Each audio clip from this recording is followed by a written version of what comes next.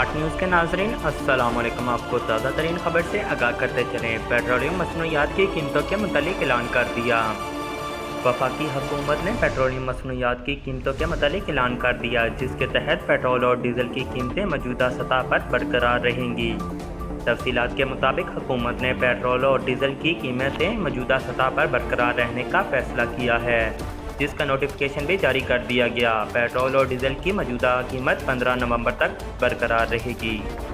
जारी करदा नोटिफिकेशन के मुताबिक पेट्रोल की कीमत 283 रुपये 38 पैसे लीटर बरकरार रहने का फैसला किया गया है, जबकि हाई स्पीड डीज़ल की कीमत 303 रुपये 18 पैसे फी लीटर बरकरार है।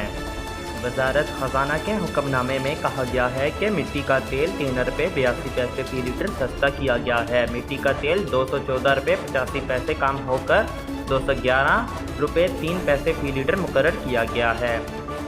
इसके अलावा ट्यूबवेल में इस्तेमाल होने वाला लाइट डीजल 3.4 रुपये फी लीटर सस्ता किए जाने के बाद लाइट डीजल की कीमत 192.86 से कम होकर 179.86 रुपये फी लीटर मुकर्रर कर दी गई है। जाते जाते आपसे गुजारिश है, चैनल को सब्सक्राइब करें, दिए गए बेल आइकन को दबाएं और कमेंट में अपनी राय का इज़हार ज़रूर दें।